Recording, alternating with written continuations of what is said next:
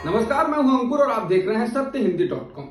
सत्यहिंदी.com को आप लोगों का लगातार भरपूर प्यार मिल रहा है और इसीलिए हम आगे भी बढ़ रहे हैं। अगर आप चाहते हैं कि हम इसी तरीके से आपको सच दिखाते रहें तो आपको एक काम करना होगा और वो है डिस्क्रिप्शन में दिए हुए लिंक पर क्लिक करिए।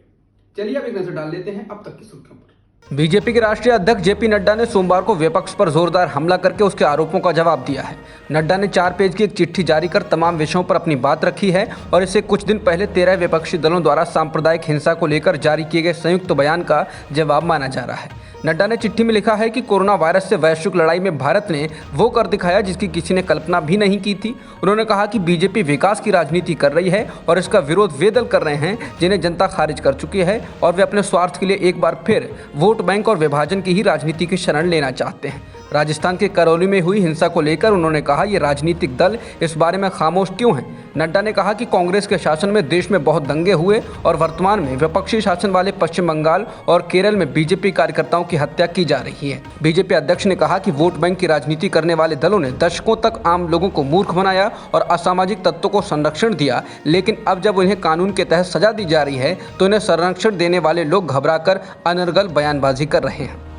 एनडीटीवी के मुताबिक कांग्रेस अध्यक्ष सोनिया गांधी पार्टी को फिर से मजबूत करने के लिए चुनावी रणनीतिकार प्रशांत किशोर के प्रस्ताव और 2024 के आम चुनाव के लिए इसके गेम प्लान पर चर्चा करने के लिए पार्टी के चुनिंदा सहयोगियों के साथ बैठक कर रही हैं। प्रशांत किशोर के कांग्रेस में शामिल होने को लेकर यह महत्वपूर्ण अंतिम कॉल है क्योंकि इससे पहले पीके के कांग्रेस में शामिल होने की कोशिशें खराब गई थी। सूत्रों के मुताबिक इस बार प्रशांत किशोर ने एक प्रस्ताव रखा है जिसके तहत कांग्रेस 370 सीटों पर चुनाव लड़ सकती है और विशेष राज्यों में सहयोगी दलों के साथ गठबंधन कर सकती है। किशोर ने सुझाव दिया है कि कांग्रेस उत्तर प्रदेश, बिहार और ओडिशा में अकेले लड़े और तमिलनाडु, पश्चिम बंगाल और महाराष्ट्र में गठबंधन करे, जिस पर राहुल गांधी सहमत हैं। सूत्रों ने कहा कि कांग्रेस के पास प्रस्ताव पर वापस आने के लिए 2 मई तक का समय है।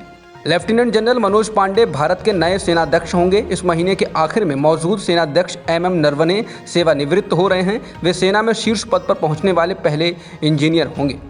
यूपी के पूर्व मंत्री आजम खान को मोहम्मद अली जौहर यूनिवर्सिटी की जमीन के मामले में सुप्रीम कोर्ट से सोमवार को बड़ी राहत मिली। सुप्रीम कोर्ट ने सोमवार को इस यूनिवर्सिटी को आवंटित भूमि के अधिग्रहण पर रोक लगा दी।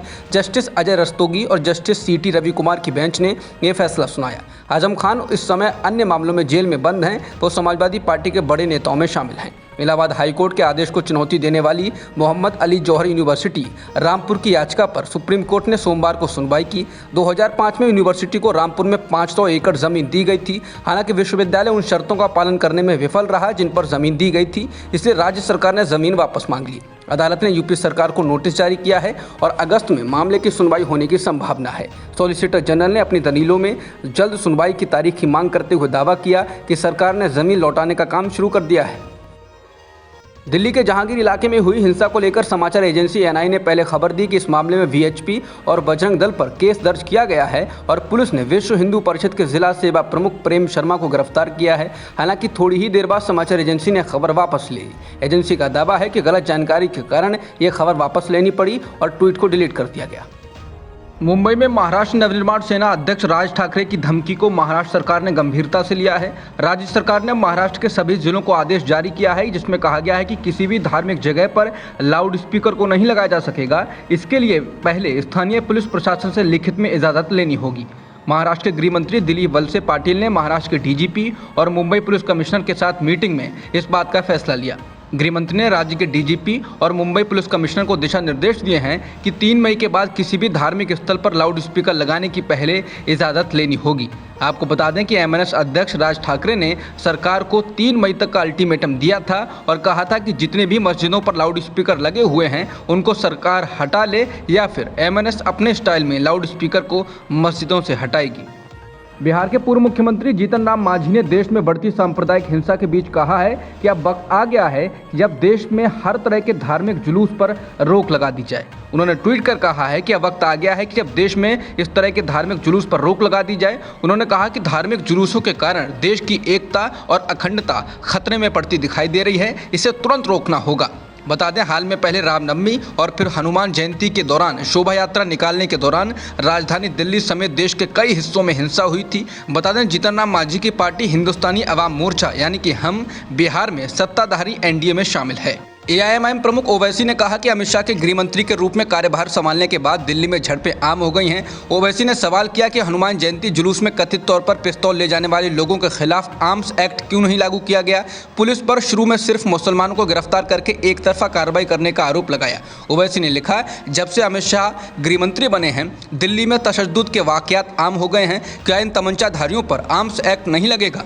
आपकी पुलिस ने 14 लोगों को गिरफ्तार किया, सबके सब मुसलमान हैं। ओवैसी ने सवाल किया कि क्या हथियार लेकर खुलेआम घूमना, मस्जिदों को नापाक करने की कोशिश करना अब जुर्म नहीं रहा? देश की राजधानी में सरकार की ओर से एक तरफा कार्रवाई से दुनिया को क्या पैगाम दिया जा रहा है?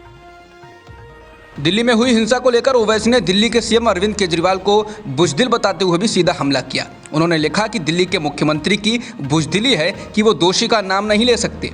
जुलूस में बंदूक और तमंचे लेकर घूमने वालों के खिलाफ इनका मुंह नहीं खुलता। मस्जिदों को नापाक करने की कोशिश करने वाली भीड़ की निंदा भी नहीं होती। उन्होंने कहा कि प्यार मोहब्बत की बात तभी अच्छी लगती है जब इंसाफ हो, बिना इंसाफ के भाईचारा मुमकिन नहीं। रामनवमी के जुलूस के दौरान हुई हिंसा के मामले में खरगोन के खसखसबाड़ी इलाके में प्रशासन ने कई घरों को गिरा दिया था। इनमें से एक घर हसीना फकरू का भी था। यह घर बिड़ला मार्ग पर बना था और हसीना के पति को प्रधानमंत्री आवास योजना के तहत मिला था। यह खबर द इंडियन एक्सप्रेस ने दी थी। खसखसबाड़ी इलाके में ऐसे 12 घरों को गिराया गया था। द इंडियन एक्सप्रेस के मुताबिक खरगोन के जिला प्रशासन के अफसरों ने नगर निगम के अफसरों के साथ हसीना और उनके परिवार के सदस्यों से मुलाकात की और उन्हें राशन मुहैया कराया। अफसरों ने पूरे परिवार के अंगूठे के निशान लिए और उन्हें बताया कि जल्द ही किसी दूसरी जगह पर उनका पुनर्वास किया जाएगा। हसीना के बेटे अमजद खान ने द इंडियन एक्सप्रेस से कहा कि अफसरों ने उन्हें बताया कि उनके पूरे परिवार को एक मल्टीप्लेक्स में शिफ्ट किया जाएगा, लेकिन वो जगह सांप्रदायिक इलाके में है, इसलिए हमने वहां शिफ्ट होने से इनकार कर दिया। अमजद ने कहा कि हमने अफसरों को बताया कि हम पिछले 3 दशक से खसखसबाड़ी इलाके में रह रहे थे, लेकिन उसके बाद भी वो लोग हमारे लिए अलग अलग इलाकों में घर की तलाश करते रहे। खुदरा महंगाई के बाद मार्च महीने में सरकार को थोक महंगाई के मोर्चे पर भी झटका लगा है। मार्च महीने में थोक महंगाई फरवरी महीने की 13.11% से बढ़कर 14.55% पर पहुंच गई है। सरकार की ओर से जारी किए गए आंकड़ों के मुताबिक देश में थोक महंगाई दर पूर्व में जताए गए अनुमान से भी अधिक रही है। विशेषज्ञों ने इसके बढ़कर 13.30% पर रहने का अनुमान व्यक्त किया था। महीने दर महीने आधार पर मार्च महीने में खाने पीने की चीज़ों की थोक महंगाई दर 8.47% से बढ़कर 8.71% पर आ गई है। वहीं प्राइमरी आर्टिकल्स की थोक महंगाई दर फरवरी के 13.39% से बढ़कर 15.54% पर आ चुकी है, जबकि ईंधन और बिजली की थोक महंगाई दर फरवरी के 31.50% से बढ़कर 34.52% पर आ गई है। सुप्रीम कोर्ट ने सोमवार को लखीमपुर खीरी हिंसा मामले के मुख्य आरोपी आशीष मिश्रा की जमानत को खारिज कर दिया है। अदालत ने कहा कि आशीष मिश्रा हफ्ते भर के अंदर सरेंडर करें। आशीष मिश्रा केंद्रीय मंत्री अजय मिश्रा टेनी के बेटे हैं और लखीमपुर खीरी हिंसा के मामले में उन्हें बीते साल 9 अक्टूबर को गिरफ्तार किया गया था, लेकिन फरवरी में इलाहाबाद हाईकोर्ट की लखनऊ बेंच ने आशीष को जमानत दे दी थी। आशीष की जमानत के खिलाफ लखीमपुर हिंसा के पीड़ितों के परिवारों की ओर से सुप्रीम कोर्ट में याचिका दायर की गई थी। मध्य प्रदेश, यूपी और गुजरात में घरों पर बुलडोजर चलाने का मामला अब सुप्रीम कोर्ट पहुंच गया है। इस मामले में जमीयत उलेमाए हिंद सुप्रीम कोर्ट पहुंच गई है। जमीयत ने कहा कि याचिका में अपील की गई है कि राज्य के अधिकारियों को कानून की उचित प्रक्रिया का पालन किए बिना आरोपियों के खिलाफ तुरंत कार्रवाई का सहारा नहीं लेना चाहिए। याचिका में ये भी मांग की गई है कि सुप्रीम कोर्ट सरकारों को निर्देश जारी करें कि वो किसी के घर को गिराने जैसी दंडात्मक कार्रवाई ना करें, क्योंकि इस तरह की सजा आपराधिक कानून के तहत नहीं। साथ ही ये भी मांग की गई है कि राज्य के मंत्रियों और पुलिस अधिकारियों को कोर्ट द्वारा निर्धारण करने से पहले लोगों पर अपराध तय करने वाले बयान सार्वजनिक रूप से न दिए जाएं। जमीयत उलेमाए हिंद के अध्यक्ष अरशद मदनी की ओर से ट्वीट कर कहा गया है कि जमीयत उलेमाए हिंद ने सुप्रीम कोर्ट में बुलडोजर की खतरनाक राजनीति के खिलाफ अर्जी दायर की है, जिसकी शुरुआत बीजेपी शासित राज्यों में अपराध पर नकेल कसने के बहाने अल्पसंख्यकों, खासतौर पर मुसलमानों को बर्बाद करने के लिए की गई है। आज भारत के शेयर बाजार में भारी गिरावट दर्ज की गई। सेंसेक्स 1172 पॉइंट यानी लगभग 2% गिरकर 57,166 पर बंद हुआ, जबकि निफ्टी 302 पॉइंट नीचे गिरकर 17,173 पर बंद हुआ। इस बड़ी गिरावट की वजह से निवेशकों के लगभग 4 लाख करोड़ रुपए डूब गए। आईटी, बैंक, फाइनेंशियल, रियल्टी और टेलीकॉम सेक्टर के शेयरों में गिरावट दर्ज की गई, जबकि ऑटो, पावर, एफएमसीजी और मेटल शेयरों में खरीदारी देखने को मिली। अब तक की खबरों में इतना ही। बाकी खबरों के लिए बने रहिए सत्य हिंदी .com के साथ।